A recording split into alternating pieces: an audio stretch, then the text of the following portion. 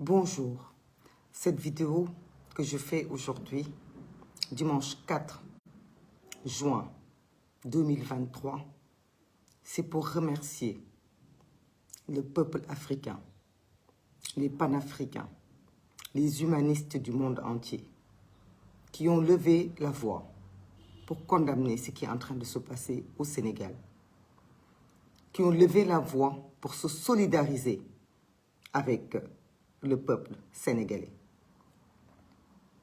Vous avez notre gratitude. Vous avez nos remerciements. Nous savons que vous n'attendez pas ça. Vous êtes solidaires à nous parce que vous comprenez l'enjeu de l'heure dépasse le Sénégal. L'enjeu de l'heure, c'est un enjeu panafricain. C'est un enjeu mondialiste. Tous les hommes et toutes les femmes du monde entier, épris de paix et de justice, épris de liberté et de démocratie, sont concernés par ce que le peuple sénégalais est en train de vivre.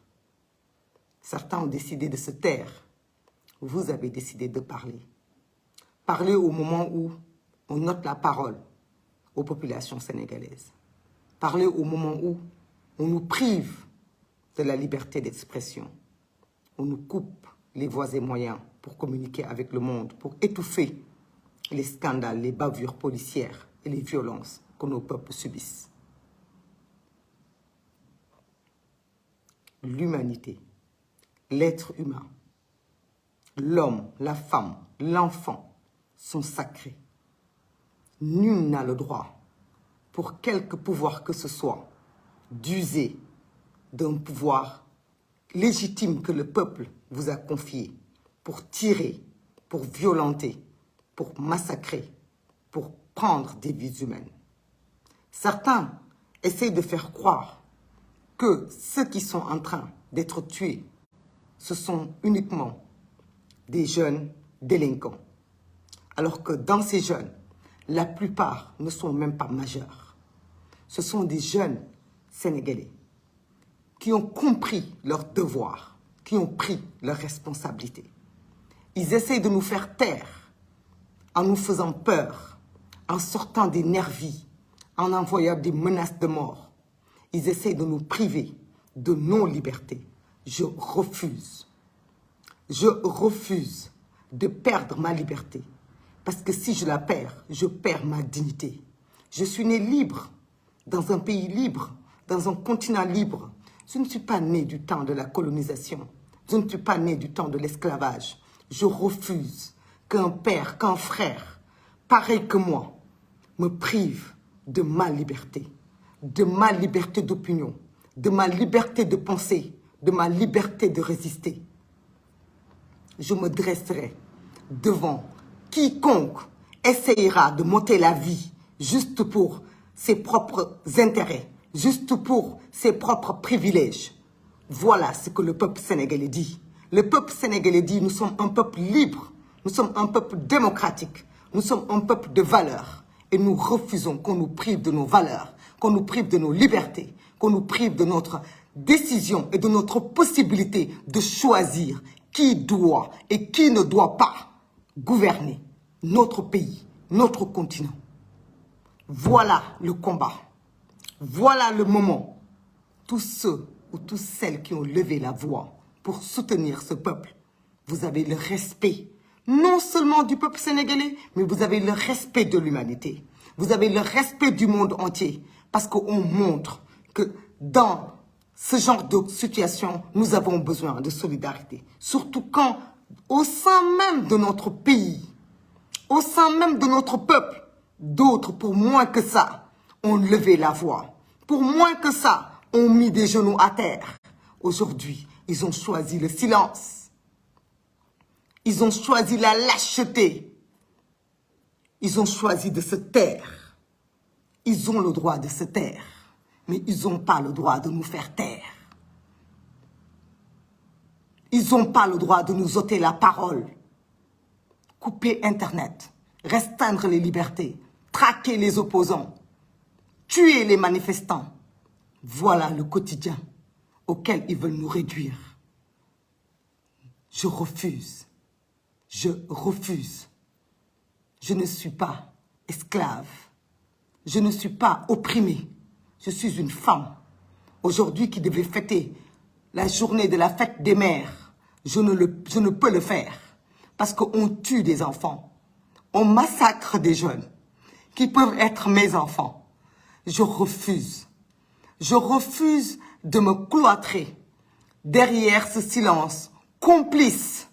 Je refuse de donner raison à ceux qui essayent de penser que c'est en faisant peur, c'est en menaçant les gens qu'ils arriveront au bout de leur objectif. Leur objectif n'est rien d'autre que de soumettre le peuple sénégalais, de soumettre l'espoir de ce panafricanisme qui est en train de naître fort et qui croit que demain, nous pouvons être libres. Nous pouvons ensemble changer ce pays et ce continent. Nous ne devons pas l'accepter. Nous ne devons pas l'accepter. Nous n'avons pas la responsabilité de l'accepter. Tout le monde voit ce qui est en train de se passer. Mettre dos à dos, manifestants, pacifiques, qui ne font que courir, jeter des pierres ou brûler des pneus, les mettre dos à dos avec des hommes armés qui descendent de pick-up et qui tirent à balles réelles sur les jeunesses, c'est injuste. C'est injuste. Nul ne peut dire que ces forces sont égales. Depuis le temps des temps, les gens ont manifesté en descendant dans les rues. Qui est en train de saccager? Qui est en train de piller? Ceux qui sont dans la rue, qui sont armés, ne peuvent-ils pas identifier ceux qui pillent? Ne peuvent-ils pas identifier ceux qui tirent? Je ne le crois pas. Je crois qu'il y a une complicité. Une complicité tacite qui ne dit pas son nom. Sachez que maintenant, au Sénégal, être opposant est un délit. S'opposer au régime est un délit. Oser parler, c'est un délit. Oser penser fort, même, est un délit. Voilà à quoi on est réduit. Voilà à quoi le régime du président Macky Sall, à qui on a donné le pouvoir. Je fais partie des jeunes qui se sont battus en 2012 pour l'amener au pouvoir. Je le jure devant Dieu.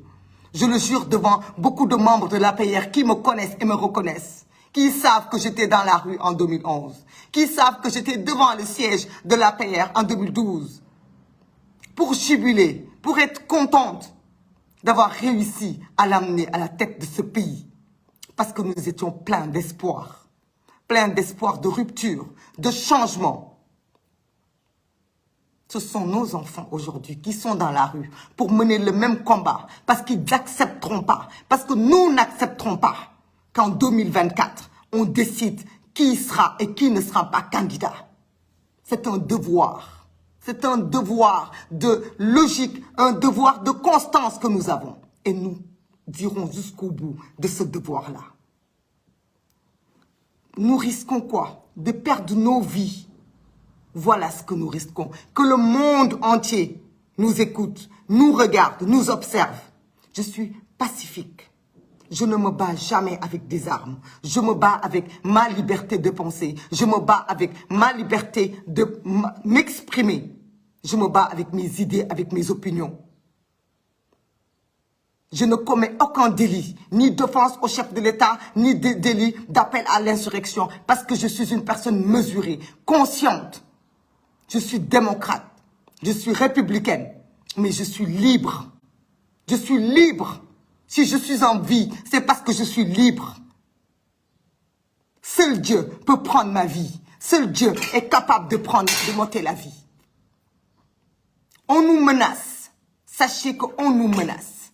Du jour au lendemain, tous les matins, on nous menace. Nous recevons des appels de menaces. Nous recevons nos parents qui s'inquiètent, qui nous disent « Attendez, reste, ne sors pas, ne parle pas, ne bouge pas, ne respire pas. »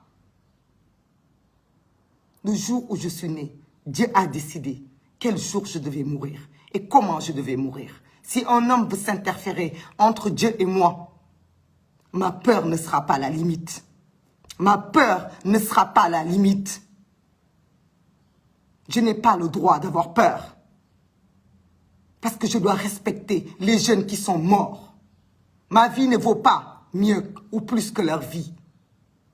Frères et sœurs africains, vous avez compris l'urgence, vous avez compris le moment. Vous voyez, nos frontières sont fermées parce qu'ils pensent que vous allez nous rejoindre sur le terrain du combat. Vous ne pouvez pas passer les frontières, mais vos voix dépassent les frontières. On vous entend. Vous nous faites du bien au cœur. Frères humanistes du monde entier, de l'Europe, des États-Unis, le monde entier a levé la voix. Tous ceux ou celles qui ont parlé, sachez que le peuple vous entend. Les jeunes vous entendent. Notre cause vous entend. Et nous vous remercions de prendre la parole, d'avoir pris la parole et de continuer à prendre la parole. Tant que vous dénoncerez, tant que vous parlerez, nos voix même brisées, nos voix même menacées pourront dépasser les cieux. Ce qui est en train de se passer est une catastrophe. Ce pays tant vanté pour sa teranga, pour son calme, pour sa démocratie est en train de sombrer. Certains vous diront, il ne se passe pas grand-chose. Parce qu'on tire, parce qu'on tue, parce qu'on veut camoufler la vérité.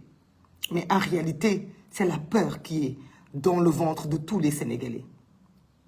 C'est la peur qui tétanise les hommes et les femmes qui sont derrière leurs rideaux, derrière leurs fenêtres, derrière leurs portes, qui retiennent leur souffle. C'est cette peur qui empêche les gens de vaquer à leurs occupations primaires. Voilà à quoi on est réduit. Mais tant que vous parlez, c'est comme si c'est nous qui parlions. Nous sommes ensemble. Nous vous remercions. Nous vous sentons. Nous entendons vos encouragements. Le président Ousmane Sonko entend vos encouragements. Le peuple sénégalais l'entend. Nous, de l'opposition, nous l'entendons. Nous sommes des citoyens. Avant d'être des leaders d'opinion ou des leaders de mouvements citoyens ou des leaders politiques, nous sommes d'abord des citoyens et des êtres humains. Voilà ce que nous sommes. Voilà pourquoi je prends mes responsabilités et je joins ma voix aux vôtres pour dénoncer ce qui est en train de se passer, pour dénoncer ce qu'on veut faire vivre au peuple sénégalais.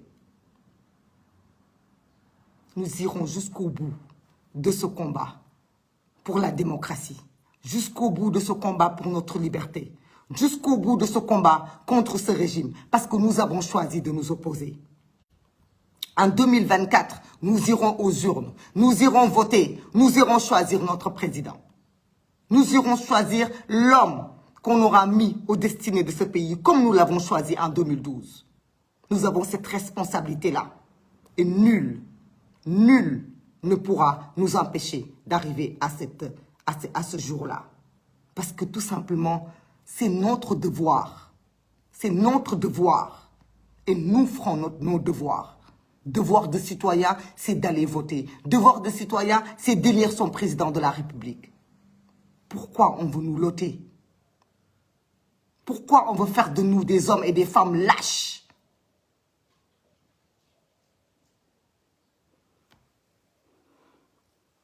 L'heure n'est pas à la panique. L'heure n'est pas... Excusez-moi.